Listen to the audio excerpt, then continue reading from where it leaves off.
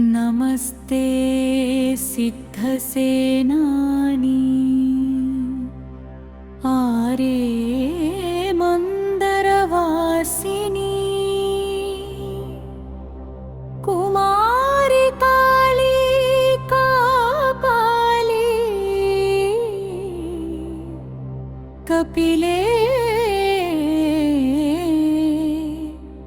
कृष्ण पिंगले।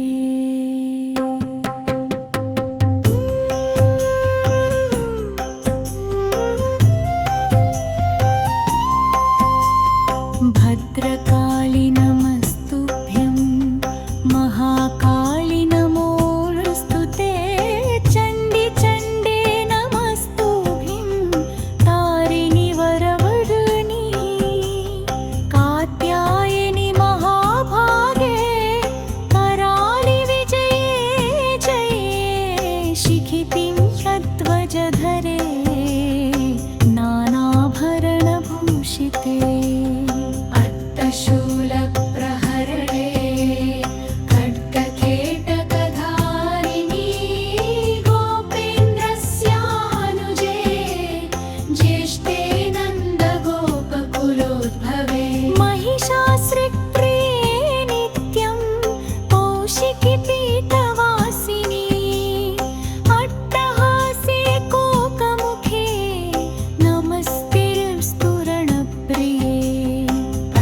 शूलप्रहरणे खड्गकेटकधारिणी गोपेन्द्रस्यानुजे ज्येष्ठे नन्दगोपकुलोद्भवे उमेशाकम्भरि श्वेते कृष्णे कैटभनाशिनी हिरण्याक्षि विरूपाक्षि सुधूम्राक्षि वेदश्रुति महापुण्ये ब्रह्मण्ये जातवेदसी जम्बूकटकचैत्येषु नित्यं सन्निहितालये कं ब्रह्मविद्या विद्यानां महानिद्रा च देहिनां स्कन्दमातर्भगवती दुर्गे कान्तारवासिनी स्वाहाकारः स्वधा चैव कलाकाष्ठा सरस्वती सावित्री वेदमाता च तथा वेदान्त उच्यते स्तुतासि त्वं महादेवी विशुद्धेनान्तरात्मना जयो भवतु मे नित्यं त्वत्प्रसादाद्रणाजिरे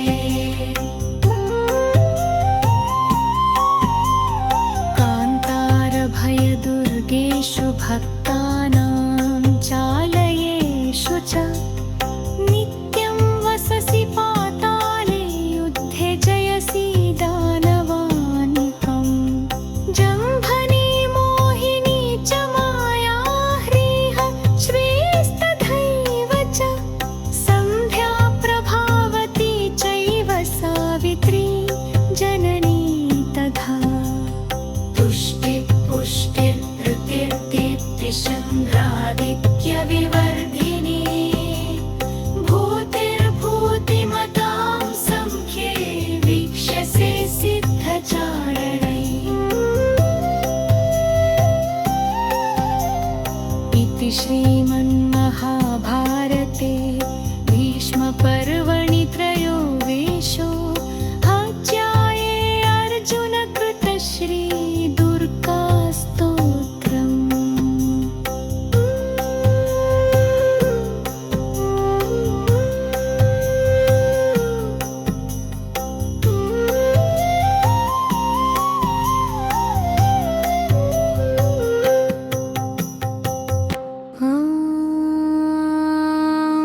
नमस्ते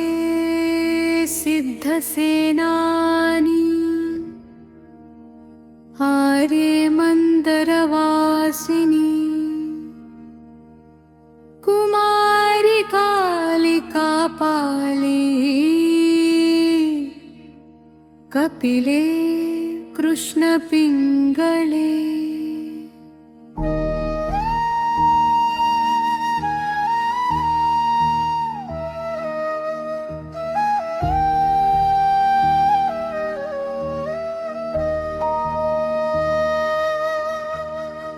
भद्रकाली नमस्तुभ्यं महाकाली नमोऽस्तु ते चण्डी चण्डे नमस्तुभ्यं तारिणी वरवर्णिनि कात्यायनि महाभागे कराळि विजये जये शिखिपिञ्छध्वजधरे नानाभरणभूषिते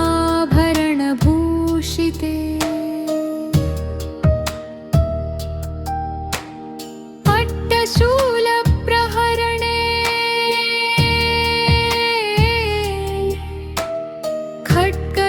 खड्गखेटकधारिणि गोपेन्द्रस्यानुजे ज्येष्ठे नन्दगोपकुलोद्भवे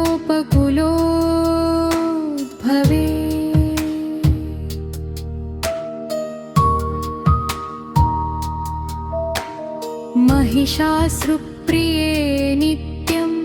कौशिकी पीतवासिनी अट्टहासे कोकमुखे नमस्ते स्तुरणप्रिये उमेशाकम्भरिश्वेते कृष्णे कैटभनाशिनि हिरण्याक्षि विरूपाक्षि सुधूम्राक्षि नमोऽस्तु ते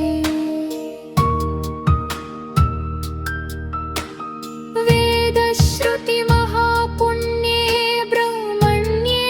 जातवेदसि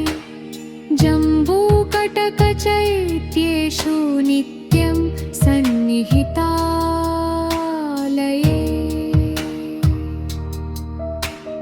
त्वं ब्रह्मविद्या विद्यानां महानिद्रा च देहिनां स्कन्दमातर्भगवति दुर्गे कान्तारवासिनी स्वाहाकारः स्वधा चैव कलाकाष्ठा सरस्वती सावित्री वेदमाता च तद्वेदान्त उच्यते स्तुतासि त्वं महादेवी विशुद्धेनान्तरात्मना जयो भवतु मे नित्यं तुत्प्रसादाद्रणाजिरे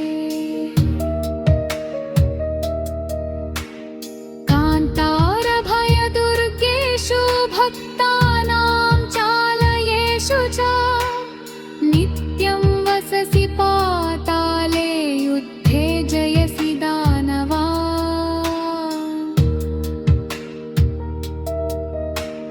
त्वं जम्भनी मोहिनी च माया ह्रीहश्रीस्तथैव च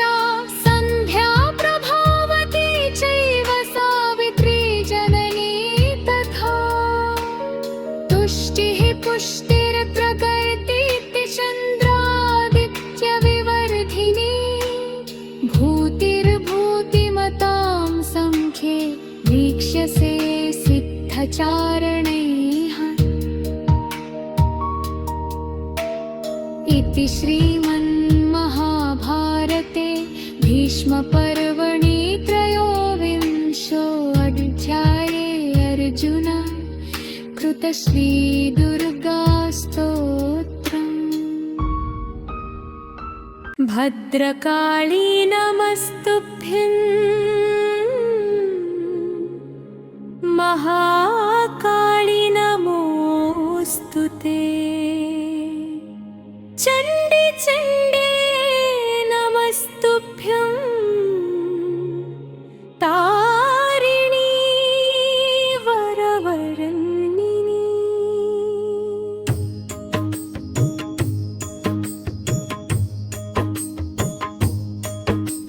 नमस्ते सिद्धसेनानि आर्ये मन्दरवासिनि कुमारि काली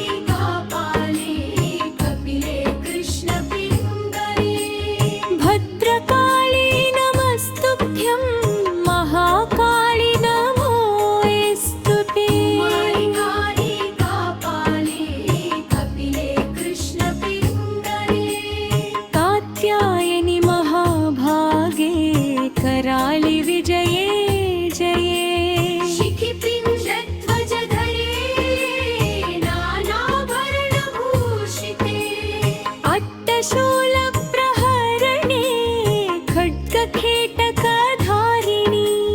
गोपेन्द्रस्यानुजे ज्येष्ठे नन्दगोपकुलोद्भवे महिषासुरप्रिये नित्यं कौशिकी पीतवासिनी अट्टहासे कोकमुखे नमस्ते स्तुरणप्रिये उमेशाकम्भरी श्वेते कृष्णे कैटभनाशिनी हिरण्याक्षि विरूपाक्षि सुधूम्राक्षि नमो नमस्तुते वेदश्रुतिमहापुण्ये ब्रह्मण्ये जातवेदसी जम्बूकटकचैत्येषु नित्यं सन्निहितालये त्वं बर्हे विद्या विद्यानां महानिद्रा च देहिनां स्कन्दमातर्भगवती दुर्गे कान्तारवासिनी स्वाहाकार अस्वधा चैव कलाकाष्ठा सरस्वती सावित्री वेदमाता च तथा देवमाता उच्यते स्तुतासि त्वं महादेवी विशुद्धेनान्तरात्मना जयो भवतु मे नित्यं त्वत्प्रसादाद्रणाजिरे कान्तारभयदुर्गेषु भक्तानां चालयेषु च नित्यं वससि पाताले युद्धे जयसि दानवान् त्वं जम्भनी मोहिनी च मायाह्रीः श्रीस्तथैव च संज्ञा प्रभावती चैव सावित्री जननी तथा तुष्टिपुष्टित्रितीर्तिसन्द्रादित्यविवर्धिनी भूतिर्भूतिमतां संख्ये वीक्षसे सिद्धचारणैः इति श्रीमन्महाभारते भीष्मपर्वणि त्रयोविंशो प्रत्ययेवर्जुना कृतश्रीदुर्गास्तोत्रम् भद्रकाली नमस्तुभ्यं महाकाली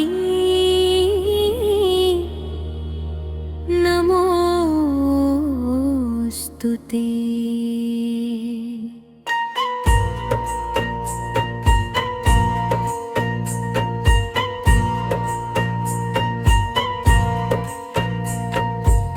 कात्यायनि महाभागे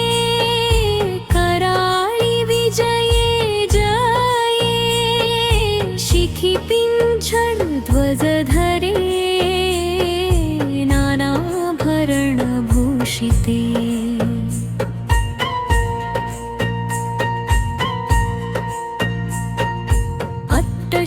अट्टशूलप्रहरणे खड्गखेटकधारिणी गोपेन्द्रस्यानुजे ज्येष्ठे नन्दगोपकुलोद्भवे महिषासुरप्रिये नित्यं कौशिकी पीतवासिनी अट्टहासे कोकमुखे नमस्ते स्तुरणप्रिये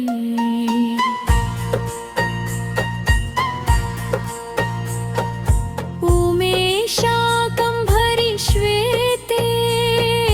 कृष्णे कैटभनाशिनी हिरण्याक्षि विरूपाक्षि सुधूम्राक्षि नमोऽस्तु ते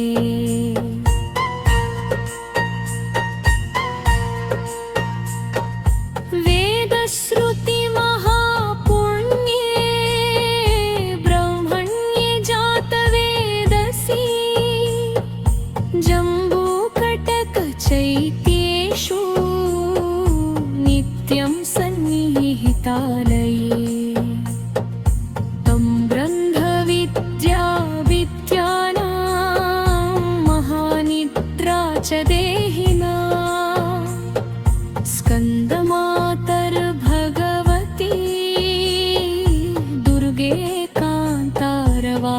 वासिनी स्वाहाकार स्वधा चैव कलाकाष्ठा सरस्वती सावित्री वेदमाता च तथा वेदान्तमुच्यते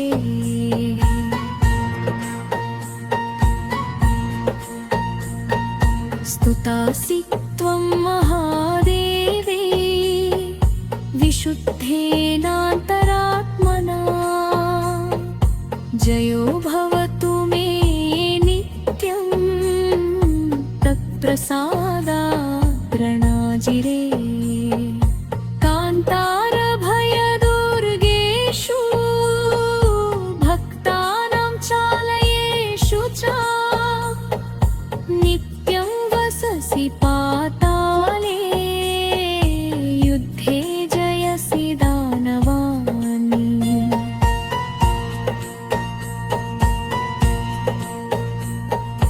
त्वं जङ्घनी मोहिनी च माया ह्रीः श्रीस्तथैव च सन्ध्या प्रभावती चैया सावित्री जननी तथा दृष्टु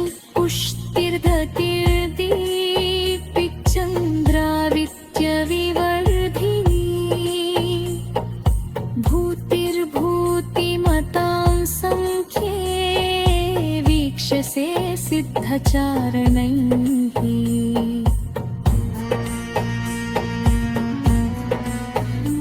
इति श्रीमन्महाभारते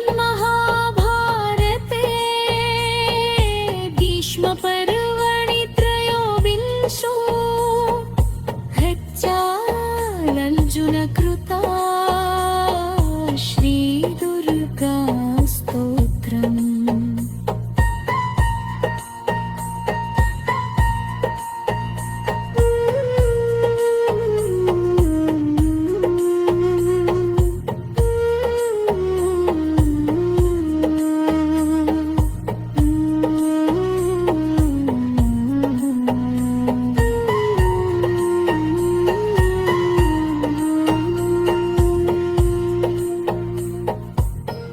नमस्ते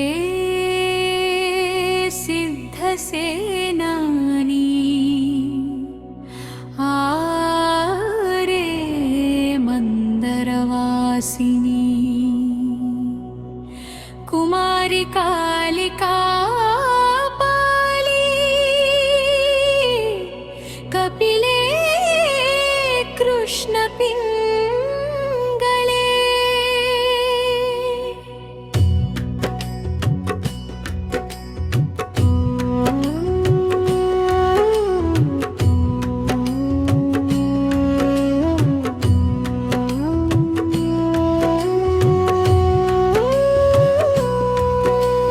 भद्रकाली नमस्तुभ्यं महाकाली नमो नमस्तुते चण्डि चण्डे नमस्तुभ्यं तारिणी वरवर्णिनी कात्यायनि महाभागे कराळि विजये जये शिखिपिञ्छध्वजधरे नानाभरणभूषिते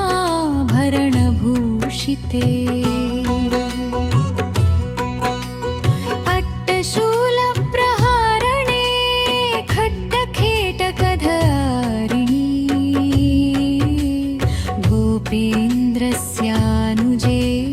ज्येष्ठे नन्दगोपकुलोद्भवे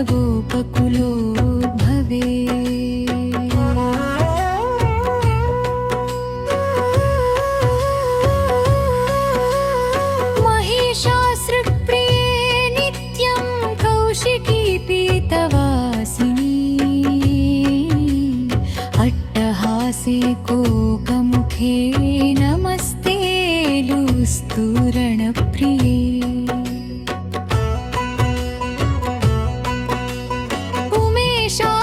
उमेशाकम्भरिश्वेते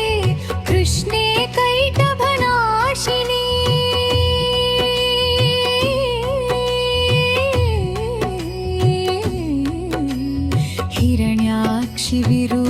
मीनाक्षी सुधुबुम्राक्षी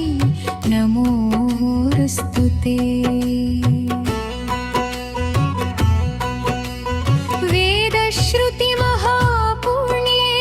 ब्रह्मण्ये जातवेदसी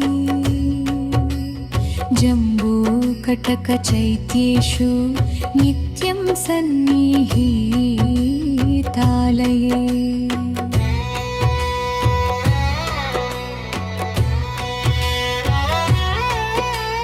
तं ब्रह्मविद्याविद्यानां महानिद्रा च देहिनां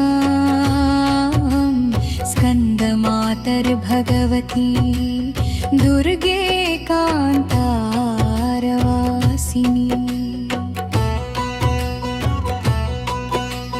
स्वाहाकारः स्वधा चैव कलाकाष्ठा सरस्वती सावित्री वेदमाता च तथा वेदातामुच्यते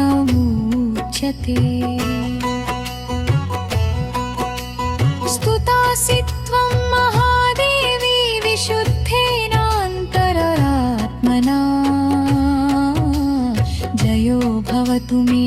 नित्यं त्वत्प्रसादात्तृणाजिरे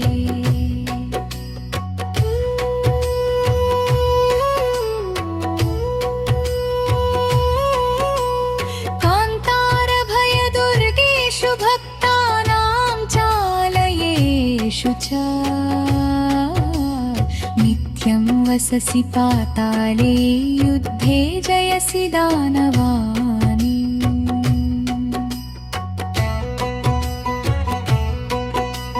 त्वं जम्भनी मोहिनी च माया ह्रीः च संध्या प्रभावती चैव सावित्री जननी तथा तुष्टिः पुष्टिर्धृतिर्दीप्तिचन्द्रादित्यविवर्धिनी भूतिर्भूतिमतां संख्ये वीक्षसे सिद्धचारणैः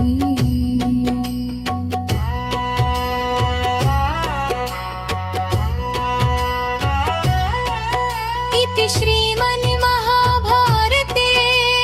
भीष्मपर्वणि त्रयोविंशोऽध्याये